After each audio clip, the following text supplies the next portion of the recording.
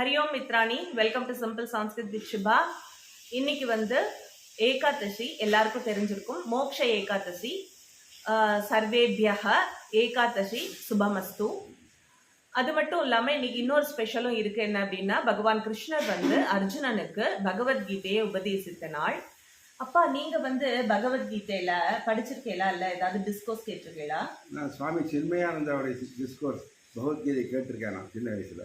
ஓகேப்பா, உங்களுக்கு அதுல மனசுக்கு ரொம்ப பிடிச்ச ஸ்லோகம் எது? சாப்டர் 2ல் இருக்கக்கூடிய ஒரு ஸ்லோகம் அது. கர்மண்யே வாதிகாரஸ்தே மா பலேஷு கதாச்சன மா கர்ம பலஹே துர்போர் மாதே சங்கோஸ்வ கர்மணி. இந்த ஸ்லோகம் அதோட மீனிங் என்னப்பா? அதாவது, உனக்கு விதிக்கப்பட்ட கடமையை செய்ய மட்டுமே உனக்கு அதிகாரம் இருக்கிறது. ஆனால் உனது செயல்களின் பலன்களில் உனக்கு அதிகாரம் இல்லை என்று சொல்லப்பட்டிருக்கிறது. ஆஹா, ரொம்ப அருமையான விளக்கம் இல்லையா?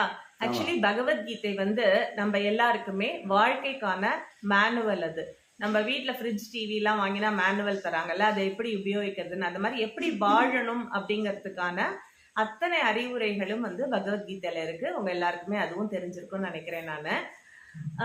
எனக்கு பகவத்கீதையில ரொம்ப ரொம்ப பிடிச்ச ஸ்லோகம் எது அப்படின்னா 18th சாப்டர்ல 66th ஸ்லோகம்.